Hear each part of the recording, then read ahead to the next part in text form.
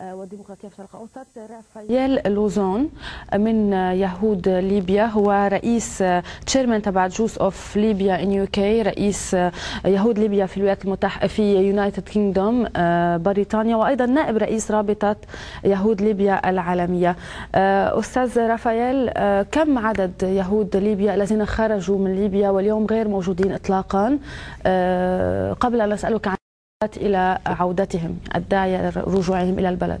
يهود ليبيا خرجوا أولا من ليبيا في 48، وبعدين في 52، وبعدين أطردوا في 67 بعد الحرب العربي الإسرائيلي في 67. الآخرين خرجوا من ليبيا في 67 كانوا تقريبا 16,000. أما التوتال بتاع اليهود ليبيا كلهم في العالم هم تقريبا 120,000 حاليا. موزعين وين جغرافيا؟ 80% تقريبا في إسرائيل، و10,000 منهم 19,000 منهم في إيطاليا، وتقريبا بين 500 ل 800 في بريطانيا، والموزعين في العالم. النسبة الأقل. يعني أنت قلت لي قبل أن يعني نبدأ الحوار أن رامي كحلون هو المسؤول أو الرئيس في إسرائيل، ورافائيل فلاح في إيطاليا، وأنت في بريطانيا.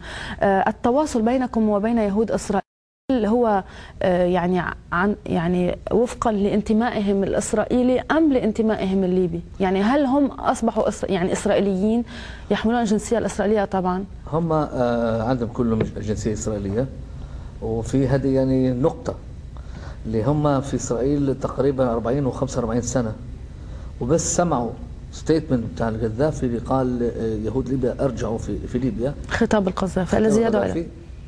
اليوم اللي سمعوها كان في حفلة في كل إسرائيل، وكانوا مستعدين الجنسية الإسرائيلية للعودة؟ لا ما خليش، مستعدين باش يجوا للزيارة، باش يشوفوا مكان اللي هم تولدوا فيه، اللي درسوا فيه، اللي لعبوا فيه. نعم. يعني عندهم سنتمنت على ليبيا كبير جدا، مشاعر جياشة.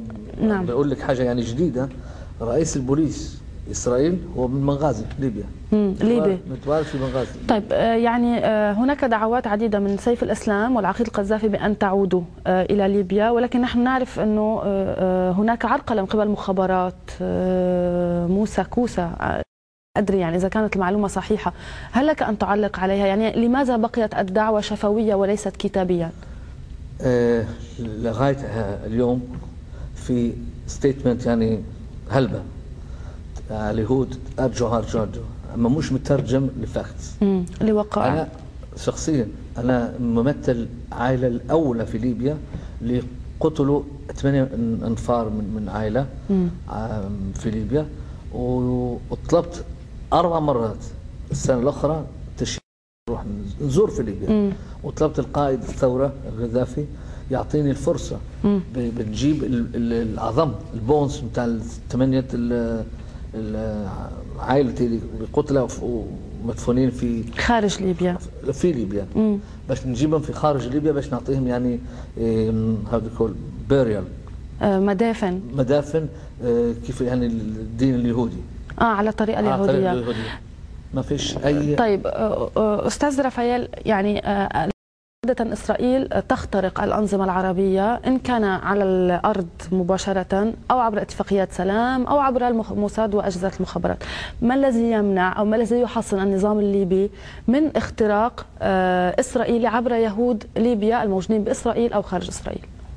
شو هي الضمانات لتحسين هذا النظام من عدم التغلغل، علما أن هناك حاليا بعض الاتفاقات أو النوع من التجارة في مجال الاقتصاد؟ يعني ما بعرف، هذا ميستيريوس، امر غامض، لان انا نحكي ونتكلم عن سفير ليبيا ومع يعني هاي كلاس هاو يو سي، يعني شخصيات ليبيين في حكومه القذافي، وكلهم يقول انا في علاقات جدا مع سليمان الشحومي اللي هو الممثل فورين بوليسي بتاع ليبيا، وهو يعني فيري نايس مان، وبعث لي فاكس ويتكلم فيه بالتليفون.